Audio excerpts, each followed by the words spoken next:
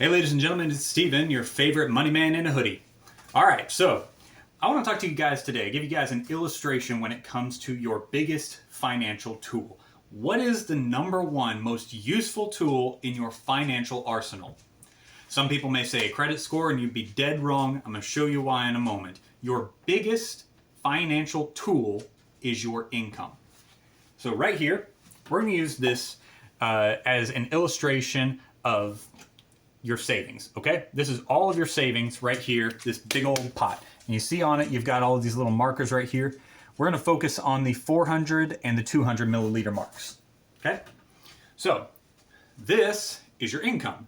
Obviously, you can see that the income is smaller than the rest of the savings and whatnot. So what you're gonna need to do is you're going to need to fill this over time, right? That's 1 month of income, or let's say a year's worth of income. Yeah, let's say a year's worth. It's 1 year's worth of income, then you've got another year's worth of income, and you're slowly pouring money into it until eventually you get a couple cups in and it's gonna be full. Think of this like an emergency fund, okay?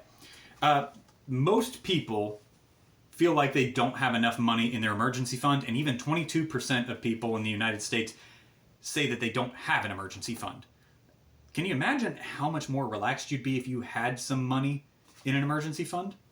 So let's take a look at something, okay? We're gonna work on filling up that emergency fund. We're gonna fill these back even with each other.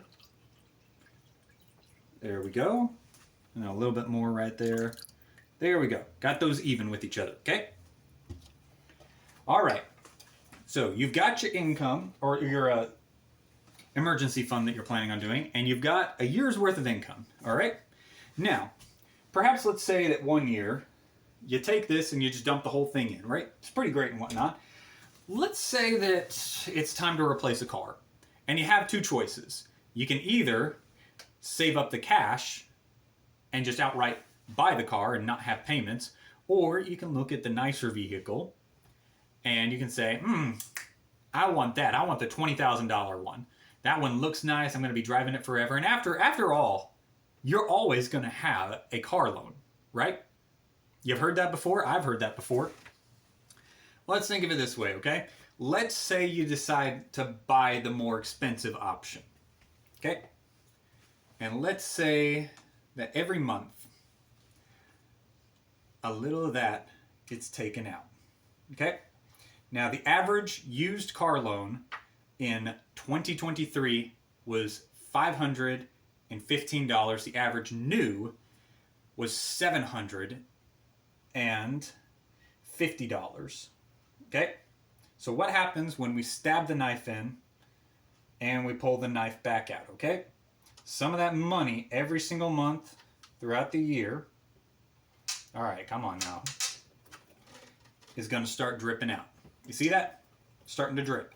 Let's say that we've heard that rolling credit is good, so we want to build up some rolling credit. So we don't pay it completely off. We want some of that credit to roll over. So we're going to take this and we're going to push it in there, okay? Let's pull that back out. And now we've got little bits of money dripping out that we didn't have dripping out before.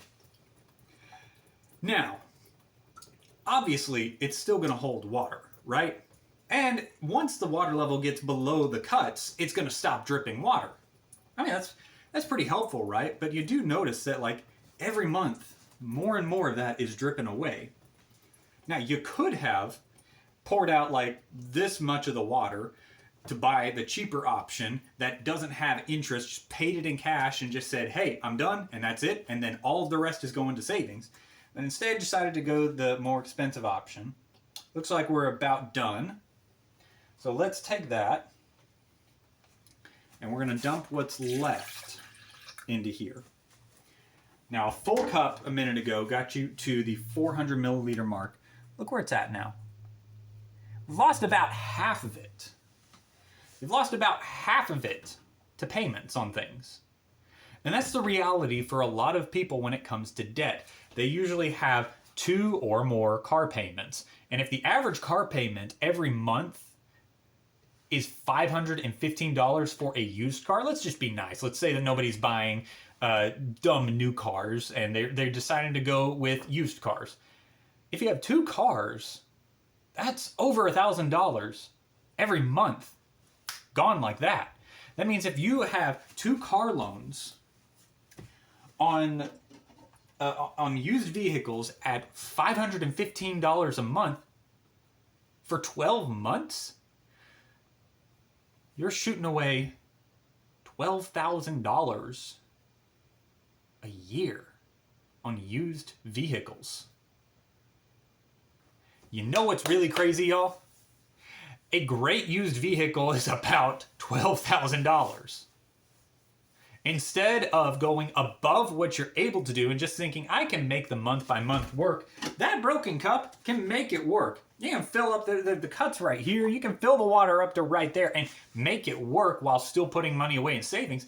But you're going to be so far behind. Fill that back up right there for a minute. Okay, this is filled up below the point where it's going to be leaking anymore, okay? We've been spreading out our money nice and thin, just making the payments work. And let's say we go another year. Where's it at now?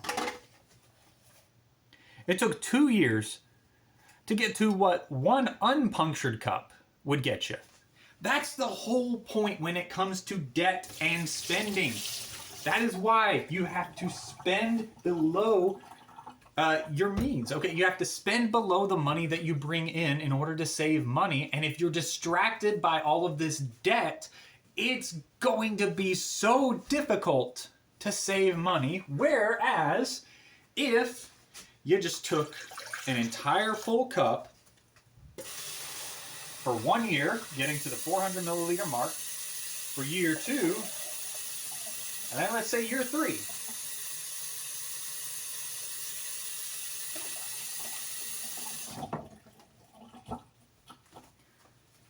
Three years, this thing is just about full.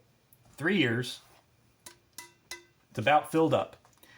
At this point, you would only be here if you were going the whole debt route. That's the whole purpose. That's the whole reason why I make such a big stink about debts and about spreading your money so thin and managing the monthly payments. If you do that, you're missing out on a lot of the savings that you could have. And for quite a few people, you know what their big problem is? They get their cup, and they've spent so much that they've put a hole right in the bottom of the cup. This is when you're in big problems right here. You're leaking out of the bottom, and you're not going to have anything left over. And you know what? You let that go on long enough,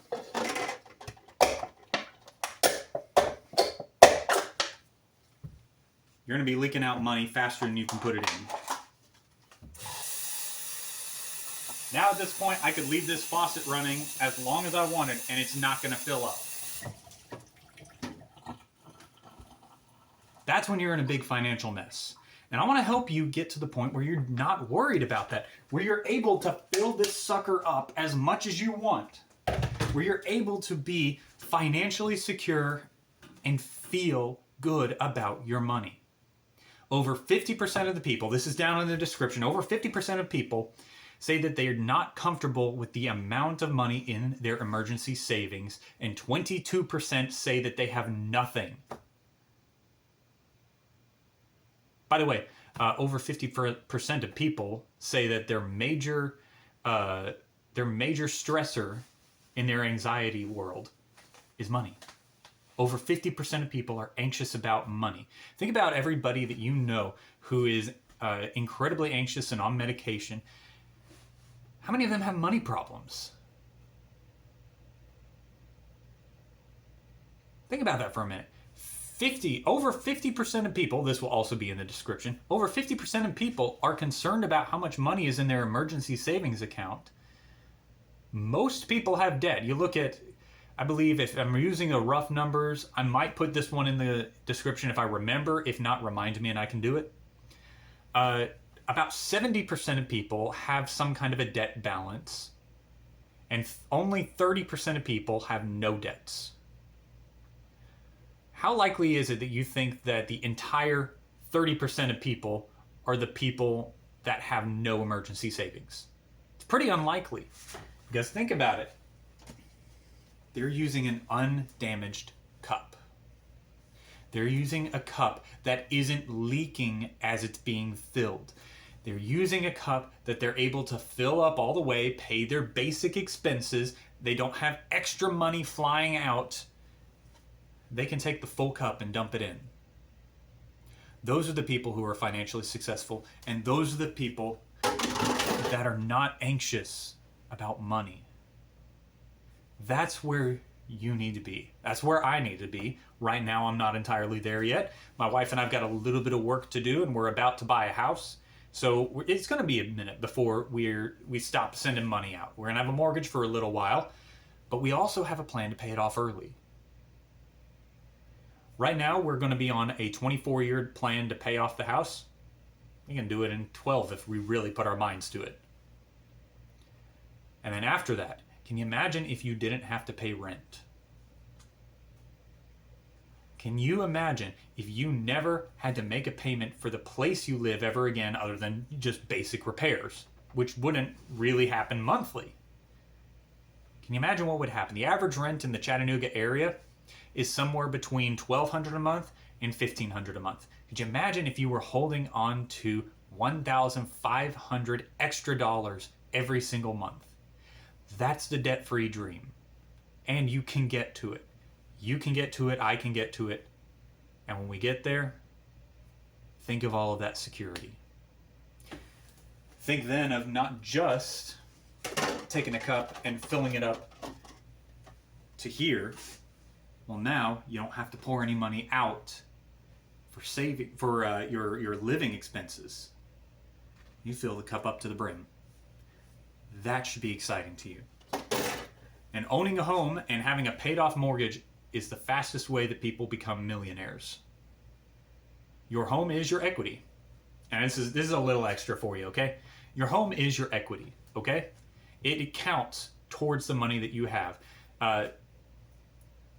Your net worth is your assets, which means the things that you have, not just money in the bank, but also things you own, like your car or your house or a boat, things like that, minus your liability, which would be your debts. There's a reason it's called liability.